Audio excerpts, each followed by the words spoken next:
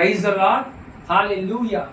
இன்று நம் ஆண்டவராகிய இயேசு கிறிஸ்து நமக்கு தரும் இறை வார்த்தை ஆதியாகமம், அதாவது தொடக்க நூல் 32ஆம் அதிகாரம் 26வது வசனம்.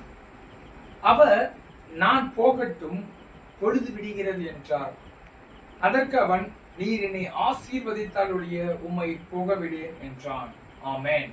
Price the lord. இப்ப இந்த வசனத்தை நம்ம படிச்சிருக்கோம். இது இப்ப நம்மளுடைய செய்தியோட சாராம்சம் என்னன்னு பார்த்தா, யாக்கோபின் ஜெபத்தை குறித்து நாம் தியானிக்க போகிறோம். சகோதர சகோதரிகளே, இந்த ஆதியாகமம் 32ஆம் அதிகாரத்தை நாம் பார்க்கும் பொழுது, அங்கே யாக்கோபு தன் தகப்பனுடைய வீட்டிற்கு வரும் பொழுது தன் சகோதரனாகி ஏசாவை சந்திப்பதற்கு முதல் நாள் இந்த நிகழ்வு நடக்கின்றது. அங்கே பார்க்கும் பொழுது யாப்போக்கு என்ற நதியின் என்ற ஆற்றின் அக்கறை தன் அக்கறைப்படுத்தி தன் 4 மனைவிகளையும் தன் பிள்ளைகளையும் அக்கறைப்படுத்தி விட்டு இந்த யாக்கோபு தனித்திருந்து தேவனிடத்தில் போராடி ஜெபிக்கின்றார். அப்பொழுது ஒரு புருஷன் அவரிடத்திலே வந்து போராடி ஜெபிப்பதை குறித்து நாம் அங்கே படிக்கின்றோம். இங்கே நாம் பார்க்கும் பொழுது யாக்கோபு அந்த புருஷனான அந்த தூதர் சொல்றாரு, பொழுது விடுகிறது, நான் போகட்டும் என்று சொன்ன பொழுது, நீர் என்னை ஆசீர்வதித்தால் ஒழிய உம்மை விடமாட்டேன்னு சொல்லி போராடி ஜெபிக்கின்றார். அப்பொழுது அந்த தூதன் சொல்லுகின்றார், உன்னுடைய பெயர் என்ன என்று கேட்கும் பொழுது யாக்கோபு என்று சொல்லுகின்றான். அவர், இனி உன் பெயர் யாக்கோபு என சொல்லப்படாமல் இஸ்ரவேல் எனப்படும் என்று சொல்கின்றார். இங்கே நாம் பார்க்கும் பொழுது யாக்கோபு என்ற பெயருக்கு எத்தன் என்று அர்த்தம், அதாவது ஏமாற்றுக்காரன் என்று அர்த்தம். அவரை இஸ்ரவேலாக தேவன் உயர்த்துகின்றார்.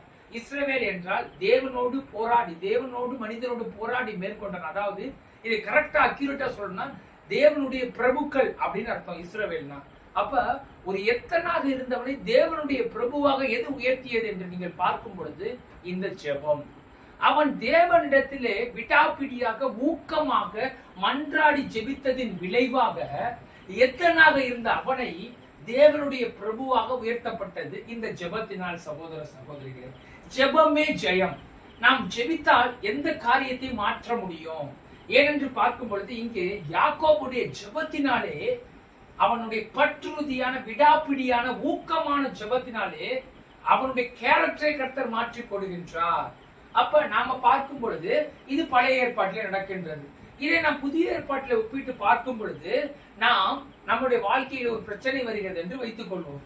அப்படி என்றால் அந்த பிரச்சனையை நீக்குவதற்காக ஆண்டவராகிய இயேசு கிறிஸ்துவினிடத்திலே நாம் இந்த யாக்கோபை போல மன்றாடி ஜெபிக்க வேண்டும்.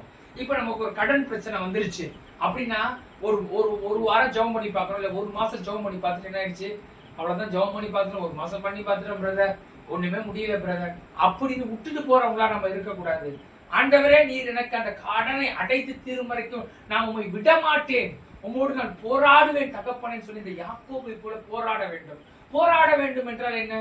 அங்கே நாம் பார்க்கும் பொழுது வேத தியான புத்தகத்திலே பார்க்கும் பொழுது யாக்கோபு போராடி மேற்கொண்டான் என்றால் தேவனோடு சண்டை போடவில்லை. அவன் கண்ணீரோடு மன்றாடி அழுது ஜெபித்தானாம். அதாவது என்னை ஆசீர்வதின்னு சொல்லி அழுது தேவனிடத்துல மன்றாடி ஜெபித்தானாம். அது போல நாமும், ஆண்டவரே என்னுடைய தேவைகளை சந்திங்கப்பா, கடன் பிரச்சனையாக இருந்தாலும், என்னுடைய பாரங்கள் எதாக இருந்தாலும், குழந்தை இல்லாத பிரச்சனையாக இருந்தாலும், குடும்பத்துல சண்டையாக இருந்தாலும், எதா இருந்தாலும், ஏதோ ஜெபித்து பேருக்கு ஜெபித்துட்டு ஏசப்பா என் பிரச்சனையை மாத்திரம் இல்ல, உள்ளம் உடைந்து கண்ணீரோடு மன்றாடி நாம் ஜெபிக்கும் பொழுது இந்த எத்தனாக இருந்த யாக்கோபை தேவனுடைய பிரபுவாக உயர்த்திய இயேசு கிறிஸ்து உங்களுடைய பிரச்சனைகளை மாற்றி உங்களை தேவனுடைய பிள்ளைகளாக உயர்த்துவார். ஏனென்றால் யோவான் 1ஆம் அதிகாரம் 12வது வசனம் சொல்கின்றது, அவருடைய நாமத்தின் மேல் விசுவாசம் உள்ளவர்களாய் அவரை ஏற்றுக்கொண்டவர்கள் எத்தனை பேர்களோ அத்தனை பேர்களும் தேவனுடைய பிள்ளையாகும்படி அதிகாரம் கொடுத்திருக்கிறார். நீங்கள் பாவியாக இருந்த உங்களை தேவனுடைய பிள்ளை என்ற அந்தஸ்தை கொடுக்கின்றார். அங்கே எத்தனாக இருந்தவரை தேவனுடைய பிரபுவாக மாற்றுகின்றார். புதிய ஏற்பாட்டிலே பாவியாகிய இருந்த உங்களையும் என்னையும் அவருடைய பிள்ளையாக மாற்றுகின்றார். யோவான் 1:12 படி. ஆக இயேசுவின் இடத்தில் நாம் ஜெபிக்கும் பொழுது நம்முடைய குறைவுகளை நாம் நிறைவாக்குகின்றார். நாம் யோவான் 14:14 பார்க்கும் பொழுது இயேசு சொல்கின்றார், நீங்கள் என் நாமத்தினாலே, அதாவது இயேசுங்கிற நாமத்தினாலே ஜெபித்தால் உங்களுக்கு வேண்டியதெல்லாம் நான் செய்வேன் என்று சொல்கின்றார். யோவான் 14:14 என் நாமத்தினாலே நீங்கள் எதை கேட்டாலும் அதை நான் செய்வேன்னு யோவான் 14:14 ஆண்டவர் சொல்றாரு. அப்ப நிறைய பேர் நம்ம இந்த காணொலியை பார்த்துட்டு இருக்க, நீங்க யாருடைய நாமத்தினால ஜெபிக்கிறீங்கிறது முக்கிய. சகோதர சகோதரி, இயேசுங்கிற நாமத்துல நீங்க ஜெபிக்கும் பொழுதுதான் உங்களுக்கு எல்லாம் கிடைக்கும். இந்த வேதம் தான் சொல்லுது. யோவான் 14:14 படி இயேசுங்கிற நாமத்துல ஜெபித்தா உங்களுக்கு எல்லாத்தையும் தருவேன்னு சொல்றாரு. இன்னும் இயேசு போய் சொல்றாரு, என்ன சொல்றாரு? யோவான் 16:24 இதுவரைக்கும் நீங்கள் என் நாமத்தினால ஒன்றும் கேட்கவில்லை. இயேசு சொல்றாரு, உங்களை பார்த்து இந்த காணொலியை பார்த்துட்டு இருக்க உங்களை, இதுவரைக்கும் தம்பி சகோதர சகோதரி என் நாமத்தினால இயேசுங்கிற நாமத்தினால நீங்க ஒண்ணும் கேட்கல, இப்பொழுது கேளுங்கள், அப்பொழுது உங்கள் சந்தோஷம் நிறைவா இருக்கும்படி பெற்றுக் கொள்கிறேன் ஆண்டவர் இயேசு கிறிஸ்து உங்களை பார்த்து சொல்கின்றார். யோவான் 16:24 வழியாக. ஆக இயேசுங்கிற நாமத்தினால இதுவரைக்கும் நீங்கள் ஜெபிக்காமல் இருந்திருக்கிறீர்கள் சகோதர சகோதரிகளே, இன்னையிலிருந்து நீங்க ஜெபிங்க. இயேசுங்கிற நாமத்தினால நீங்க ஜெபித்தீங்கன்னா உங்களுடைய சந்தோஷம் நிறைவா இருக்கும்படி பெற்றுக் கொள்வீர்கள். அப்ப இன்னைக்கு நம்ம என்ன தெரிஞ்சுக்கிட்டோம்? யாக்கோபின் ஜெபம் அப்படிங்கிற தலைப்புல இருந்து என்ன தெரிஞ்சுக்கிட்டோம்? யாக்கோபு தேவனிடத்திலே போராடி மன்றாடி மேற்கொண்டான். அப்ப தேவனிடத்தில் இந்த ஆசீர்வாதத்தை பெற்றுக் கொண்டான்.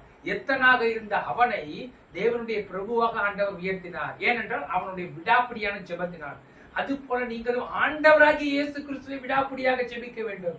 ஆண்டவரை என்னை ஆசீர்வதிக்க வேண்டும் இந்த வசனத்தை சொல்லி நீங்க ஜெபிக்கணும். யாக்கோபை போல என்னை நீங்கள் ஆசீர்வதிக்க வேண்டும் நீங்க ஜெபம் பண்ணி இயேசுவிடத்துல வரும் பொழுது அவர் உங்களுடைய பிள்ளையாக மாற்றி உங்களுக்கு சிரேஷ்ட புத்திர பாகத்தை புத்திர சுவிகாரத்தின் ஆவியை கொடுக்கிறார். சகோதர சகோதரிகளே, இப்ப நாம ஜெபிப்போமா?